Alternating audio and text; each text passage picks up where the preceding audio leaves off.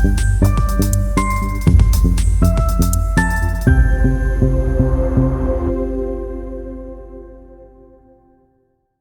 الخير. خلوني مبدئيا ارحب بيكم في اول حلقه معانا في بودكاست دماغ بيزنس. برحب بيكم. اول حلقه لينا في دماغ بيزنس، وان شاء الله نستفيد كلنا من حلقات البودكاست بتاعنا اونلاين. اتمنى ان شاء الله في المرحله الجايه تبقى فيس تو فيس مع كل ضيوفنا. خليني في البدايه ابين لكم انه كل واحد فينا عنده القصه بتاعته، عنده الحدوته بتاعته، عنده الرحله بتاعته اللي مشيها وقابل فيها تحديات وصعوبات. النهارده معانا رائد اعمال، اعتقد ان شاء الله كلنا هنستفاد منه اولكم انا اكيد. مستر عمرو احمد، خليني ارحب بيك في اول حلقه لينا في بودكاست دماغ بيزنس. واستاذنك في اول حلقه نركز بحضرتك مستر عمرو احمد. أهلا بيك ومتشكر وأتمنى لك كل التوفيق على الانيشيتيف اللطيفة دي. الحقيقة يعني from experience، أي entrepreneur هيبقى محتاج a lot of advice، خصوصا في ال early days، لأن ال question marks بتبقى كتيرة، والأخطاء في المرحلة دي ممكن تأثر على ال sustainability بتاعة البيزنس. اكيد. أنا ابتديت، يعني حابب نبتدي بديسباتش ولا دي لك a bit of background؟ ديسباتش جت هو منين؟ هو يعني يعني كل رحله بتبدا دايما، او كل تاريخ بيتكتب دايما ايه الحاجه اللي بدانا بيها وانتهينا بايه. بس انا مقتنع بحاجه، ان مفيش حد هيبقى مهتم برحلتي كسعيد مثلا الا لما يسمع النجاح بتاعي. فخلينا نبدا بديسباتش. انا سامع عنها كتير وقريت عنها كتير، لينكد ان كمان ناس انترست كتير جدا عن ديسباتش. نبدا بديسباتش. ديسباتش ابتدت في سنة 2001. كانت الفيجن ان احنا نشتغل في الدايركت ماركتينج. انا الباك جراوند بتاعتي قبل ديسباتش كانت مينلي في الادفرتايزنج اندستري، وتحديدا في الميديا بلاننج. كانت الميشن بتاعتي دايما ان انا احط ميديا بلانز للكلاينتس علشان يوصلوا للتارجت اودينس بتوعهم افكتفلي من خلال الماس كوميونيكيشن تولز اللي كانت متاحه في الوقت ده. وهي كانت سبيسيفيكلي التلفزيون والجرايد والمجلات، الحاجات الكلام ده كله قبل الساتلايت، يعني الكلام ده من سنه اه. 92 تمام. up to سنه 2000. والفتره دي كان البيزنس ده سهل، لان في مصر كان عندنا القناه الاولى والثانيه، وكان عندنا جورنالين ثلاثه، فشغلتنا بالظبط. كميديا بلانر كانت اسهل كتير.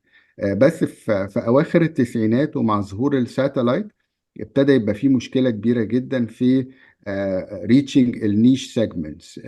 ما بقاش بالسهوله انك توصل. مثلا لو هنقول عايز اوصل للاي كلاس، الاي كلاس كان ساعتها عندهم ساتلايت، وما كانش عندنا ريسيرش يقول الناس دي بتتفرج على ايه. بس تمام. كان عندنا طرق ان احنا نوصل لهم بطريقه مباشره.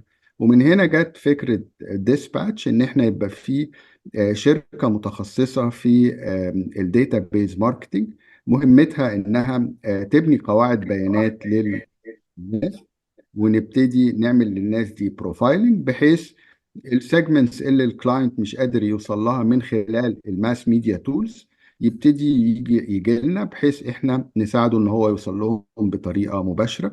واحنا ابتدينا باسهل حاجه في الدايركت ماركتنج، وهي كانت الدايركت ميل، ان احنا نبعت الادفرتايزنج ماتيريال من خلال البريد على عناوين بيوت الناس. فنقدر نبعت لهم بروشور، نقدر نبعت لهم برودكت سامبل. فطريقة سهلة، وكانت ساعتها برضو كوست افكتيف، لأن الويست فيها كان قليل جدا. فدي كانت اكيد. البداية من سنة 2001 قول لحد 2004 2005، كان ده التركيز الأساسي بتاعنا. تمام. طب لو رجعنا قبل كده بشويه، يعني تفتكر اول شغل مستر احمد مستر عمرو احمد استلمه او اشتغله كان ايه؟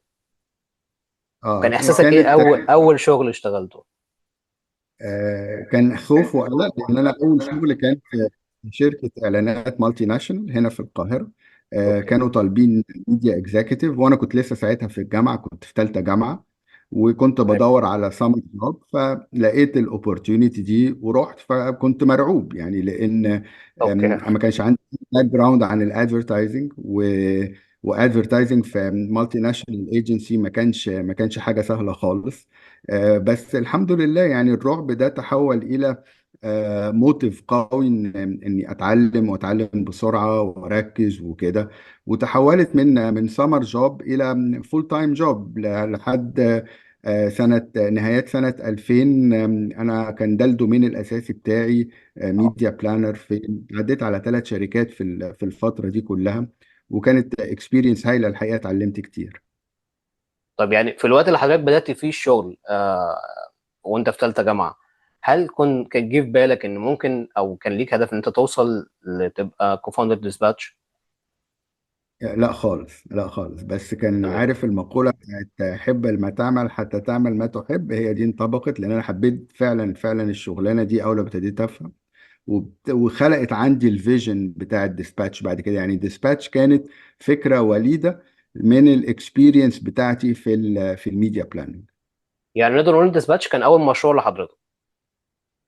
اه، اول ريل بروجكت حطيت فيه كل الافورت، واي كويت ماي جوب، وبقى هو ماي فول تايم جوب، مركز فيه 24/7 ولحد النهارده يعني.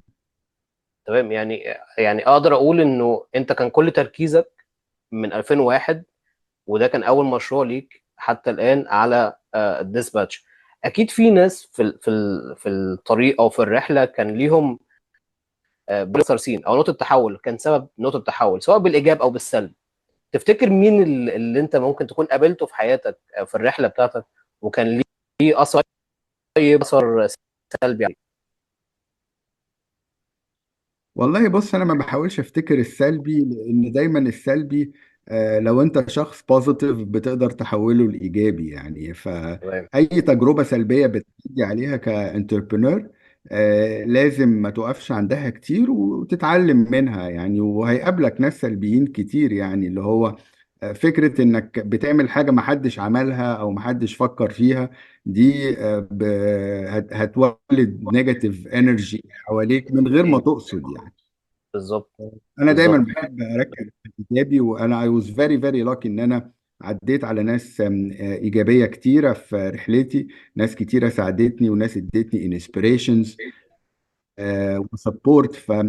وده دايما احنا كانتربرينورز لازم نبص على الحته البوزيتيف حتى في اكيد. الجزء السلبي. طب تفتكر حد معين اثر فعلا معاك بشكل كبير جدا في البروجكت بتاعك او في رحلتك كرائد اعمال؟ والله بص، هم كتير فمش هقدر اقول اسماء، اوكي. بس تمام.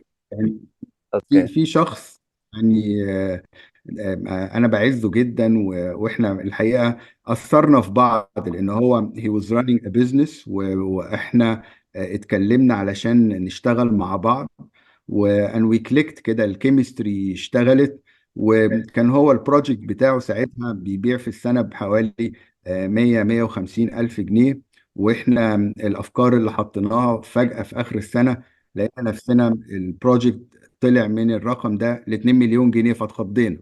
ما شاء الله. ما شاء الله. وقعدنا نرجع نبص على الارقام، وطب احنا ايه اللي عملناه وعملناه صح ازاي، وازاي نفاين تيونه اكتر وكده.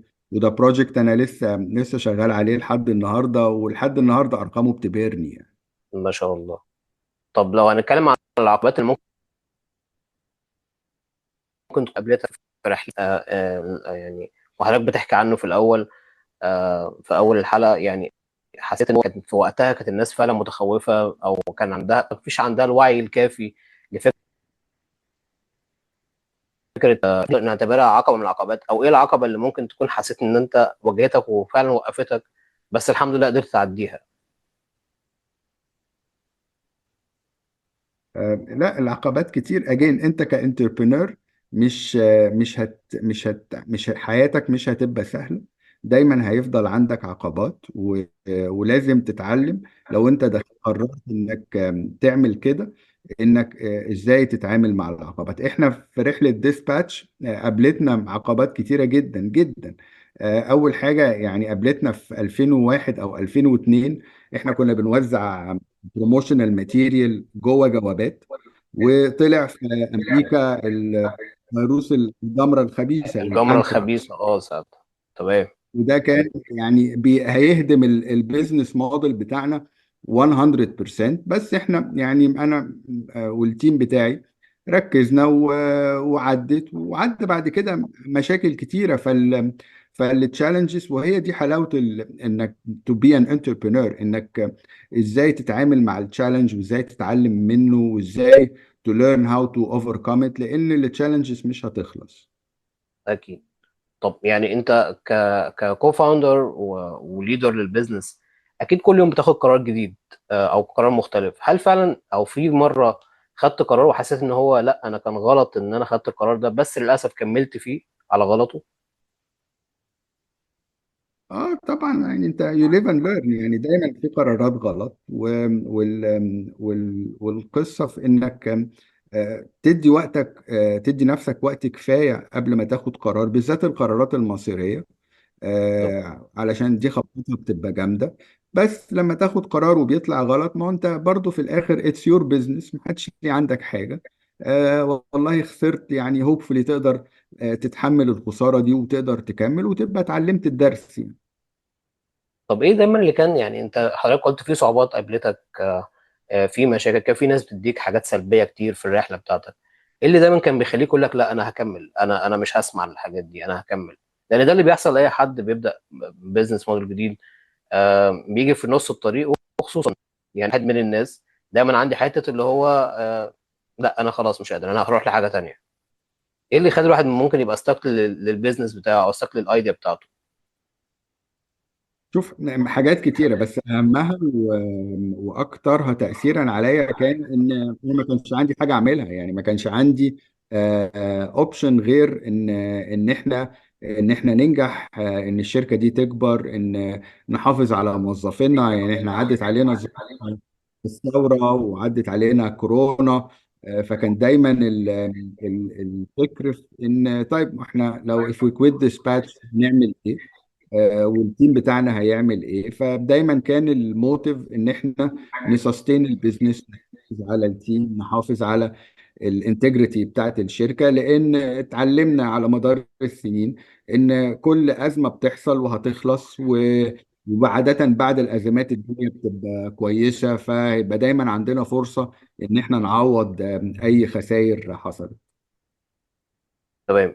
التيم اللي مع حضرتك دلوقتي كام واحد شغال معاك في الشركه؟ احنا حوالي 25 30 شخص في ديسباتش حاليا. شاب جديد ولسه داخل عند حضرتك، تم اكتر بالناس اللي هم الاكسبيرت اللي هو يجي يدي للبيزنس، ولا عندك قابليه ان حد يخش يتعلم في ديسباتش؟ لا، احنا ديسباتش بنعتبرها مدرسه، لان احنا we don't hire experienced people. We mainly rely on fresh grads, newcomers, eager to learn. واقدر اقول لك ان ده النهارده 99% من الهيد كاونت بتاع ديسباتش بالبروفايل ده ناس دخلت الشركه اول لما خلصت جامعه. كل اللي احنا بنطلبه الديديكيشن والابيليتي تو ليرن، واحنا دي وي نسبه بيلد كبيره جدا على السكيلز. فكره. يس ودي من الحاجات اللي انا يعني very very proud of، ان احنا وي تيتش التيم بتاعنا، بنديهم الميثودولوجي بتاعت شغلنا، بنعلمهم طريقتنا و the way we think about the business. لان برضو dispatch is a different model. يعني احنا ملناش competitors كتير، ومش هتلاقي مش هتلاقي حد يقول لك انا بدور على شغلانه دايركت ماركتنج اكزيكتيف. يعني دي مش من الكومن جوب خالص. بالظبط، ف- بالظبط. فانا اي اولويز بريفير ان احنا نشتغل مع فريش جرادز. حاليا انا سامع وشايف وقاري على لينكد ان بوستات كتيره جدا عن ان ديسباتش في الرياض. ايه الخطوه اللي بيتم او ايه اللي بيحصل دلوقتي في الرياض؟ ديسباتش هتعمله في الرياض؟ احنا بقالنا في الرياض 3 سنين. يعني احنا في بارتنرشيب مع تحالف اللي هم انفورما ماركتس السعوديه. الميشن بتاعتنا ان احنا نريبريزنت الانتيتي دي هنا في مصر، علشان نساعد شركاتنا المتخصصة في قطاع تكنولوجيا المعلومات إن هي تقدر تشارك في المعارض اللي بتحصل في الرياض، خصوصا المعارض المتخصصة في الفينتك والسايبر سيكيورتي والتكنولوجي ان جنرال. واحنا في الموضوع ده بقالنا 3 سنين، والحمد لله يعني الرياض مدينة جميلة فيها opportunities كتيرة للشركات المصرية. واحنا دايما بنحاول نفاسيليتيت وجودنا في المحافل المحترمة دي. جميل. هل في تواجد ديسباتش في الخليج بشكل عام ولا بس الرياض هم موجودين فيها؟ والله لسه يعني في حاجات كتيرة في البايب لاين، بس ما فيش حاجة اوفيشال لسه. يعني احنا حاليا اه. موجودين مينلي في مصر، ومن مصر بنقدر نغطي افريقيا والجي سي سي ان جنرال، بس كليجل انتيتي لحد دلوقتي ما فيش حاجة. بشكل كبير انا كمصري، انا يعني ببقى براود انه في شركات مصريه موجوده في المحافل الدوليه في الخليج او بره مصر بشكل عام. البروباجندا او النويز اللي عاملاها ديسباتش او المعمول حوالين ديسباتش انها تبقى موجوده في الرياض، بيبان قد ايه البيزنس بتاع ديسباتش going to expand more في الجي سي سي. بتمنى لكم كل التوفيق بشكل عام. يعني انت بينت حاجه مهمه جدا من 2001، دايما بتتعرض لعقبات تغير حتى المايند سيت بتاعت الماركت بشكل عام. يعني حاجه زي ما حضرتك ذكرتها ان انت كنت ماشي على بيزنس موديل معين، في ان انت بتبعت حاجه زي اظرف جوابات. اللي بيحصل دلوقتي في العالم كله بشكل عام انه في تغير. التغير ما بقاش بس كل 10 سنين ولا كل سنه، بقى كل 3 شهور بقى في تغير. اي موجود في كل حاجه في اي بيزنس في العالم. شايف فين المجال بتاع ديسباتش؟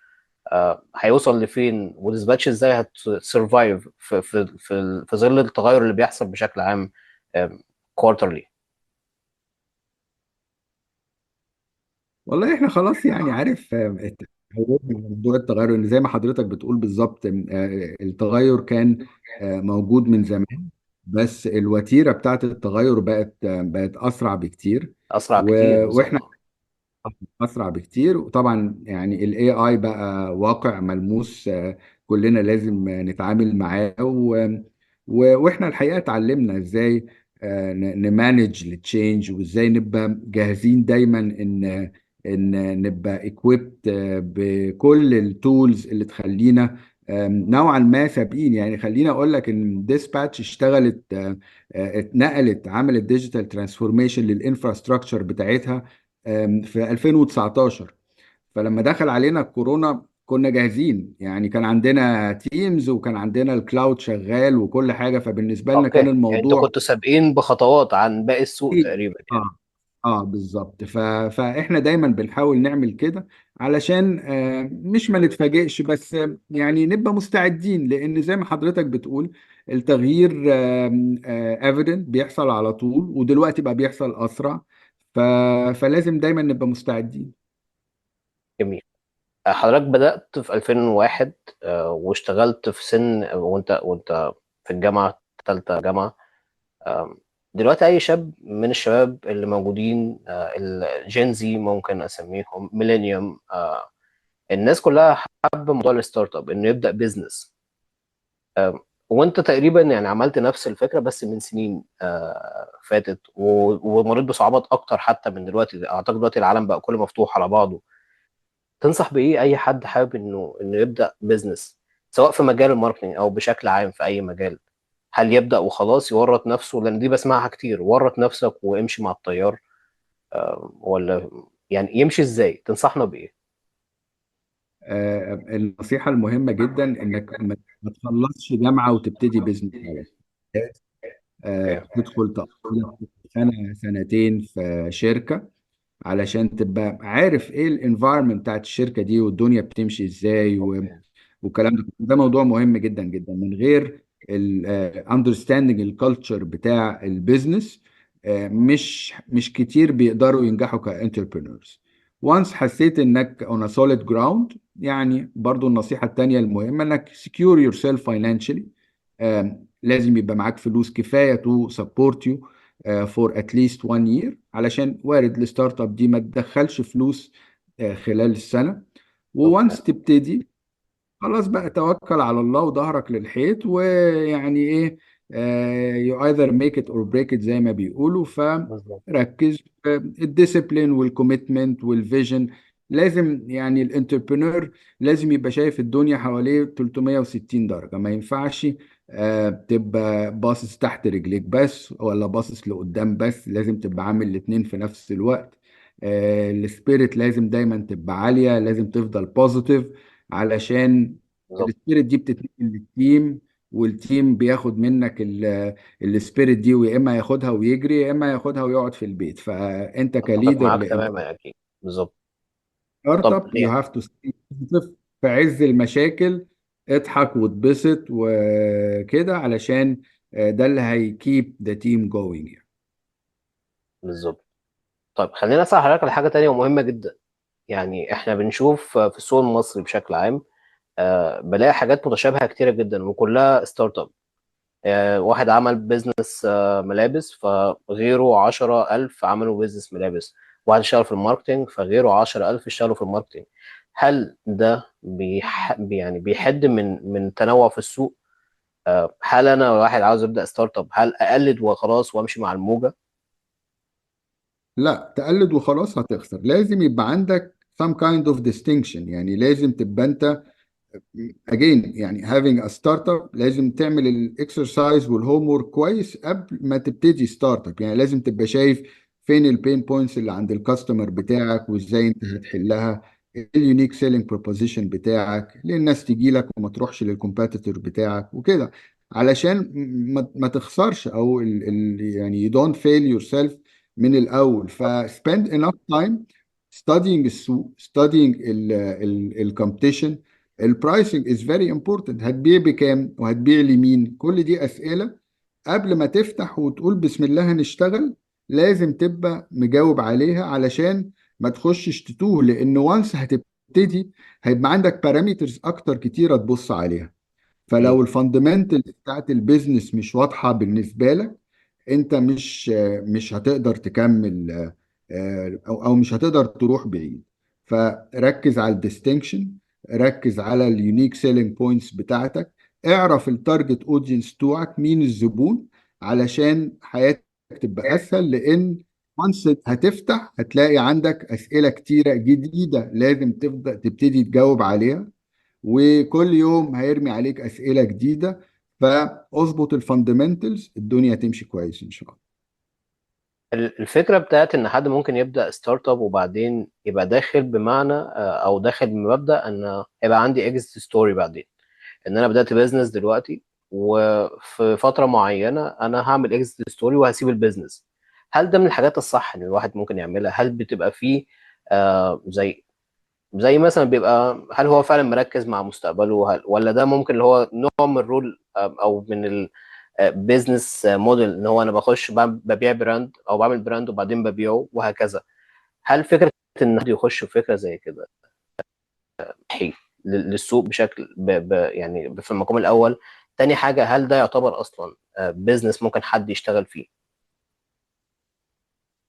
شوف يعني موضوع الاكزيت is very common، وانا بشوف الحقيقه امثله كتيره جدا ناجحه. يعني ناس عملت ستارت ابس وعملت اكزيتس وكسبوا فلوس كتير جدا. بس انا الكيس عندي في ديسباتش مختلفه. يعني انا بحب شركتي وبحب البراند اللي انا بنيته، فمش متخيل في يوم ان انا اجي الاقي نفسي ماليش دعوه بالاسم ده. however ده موديل موجود، ويعني جزء من الايكو سيستم دلوقتي، ان احنا قبل ما نبتدي الستارت اب نبتدي نبلان للاكزيت، علشان نبقى عارفين هنكزيت ازاي. بس يعني انا ما يعني I don't have enough experience في الحتة دي. اوكي. I'm very emotional towards dispatch، وعمري ما فكرت ان في الاكزيت سيناريو يعني.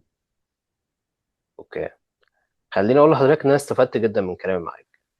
وانا متاكد ان اغلب الناس اللي بتسمعنا دلوقتي استفادوا جدا من الكلام ده، ان الكلام ده طالع من حد هو اوريدي رائد اعمال في السوق، فاهم الماركت كويس، بدا من بدري وشاف السوق راح فين او جاي منين. بس سؤال مهم جدا، دايما حتى يعني الناس حتى بتساله لي بشكل شخصي، من الناس اللي هي دايره المعارف اللي حواليا: هل احنا اتاخرنا؟ يعني لو شاب عنده 35 سنة 40 سنة، هل هو اتأخر؟ هل السوق بس موجه للجين زي؟ اتأخر على ايه؟ اتأخر يعني على احنا مش بداية في سبق. بيزنس.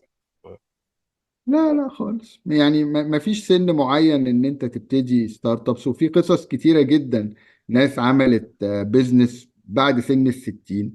ودايما نصيحتي لأي حد في البيزنس، انت مش في سبق مع حد ولا مع نفسك. انت بتعمل ده علشان السيلف فولفيلمنت، علشان تحس انك بتعمل حاجة كويسة وانك ناجح وكده. ملناش دعوة بالعمل اكزit بكام مليون والكلام ده. اتس نوت خالص، كل واحد غير التاني. ف it's never too late. لازم الواحد في مرحلة من حياته يشوف الفيجن اللي هو شايفها دي، هل ممكن تماتيريالايز into a real business that creates a difference، ويبتدي pursue الدريم ده، ولا خلينا في الفول تايم جوب. ودي برضو يعني حاجة محترمة جدا. يعني مش لازم كلنا نبقى انتربرينورز، ومش لازم كلنا نبقى فول تايمرز. كل واحد بيعمل الحاجه اللي بتفولفيل الدريمز بتاعته، بتحسسه ان هو بياتشيف حاجه at the end of the day. بس يعني my advice، يعني follow your vision. لو انت شايف ان having a startup will contribute ليك شخصيا ولل your community, go for it. دي نصيحة، يعني زي ما بيقولوا عندنا كده او في العرف بتاعنا، دي جت في الجون بالظبط. انا استمتعت جدا بالكلام مع حضرتك، ويعني خليني قبل حتى ما نقفل الحلقة. أم، انا كنت عاوز حضرتك تلخص المسيرة او رحلتك في كلمة واحدة، وده هيبقى الكومن كويشن عندنا في كل حلقة.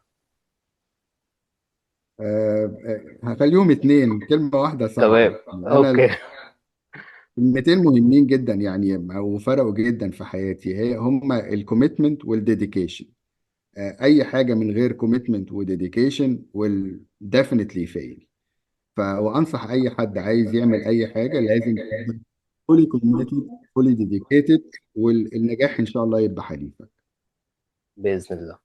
بشكر حضرتك كتير مستر عمرو أحمد، وشرفتنا في أول حلقة في بودكاست دماغ بيزنس.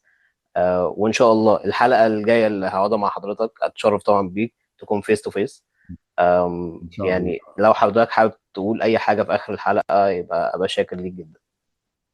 اشكرك، انا بشكرك على الانيشيتيف دي، وان شاء الله يعني تبقى بدايه موفقه للبودكاست. الفكره حلوه، واحنا بالذات في مصر محتاجين الادفايزز والاديوكيشن البودكاست دي للشباب، عشان ما حدش يبتدي ستارت اب ويلاقي نفسه راشق في الحيط. شكرا جزيلا. آم، اشكرك. شباب إن شاء الله وأكيد استفدتم من حلقة النهاردة. يعني انا عن نفسي انا استفدت جدا من حلقتي مع مستر عمرو احمد، وان شاء الله نستفاد من كل الحلقات الجايه باذن الله. شكرا لكم. السلام عليكم.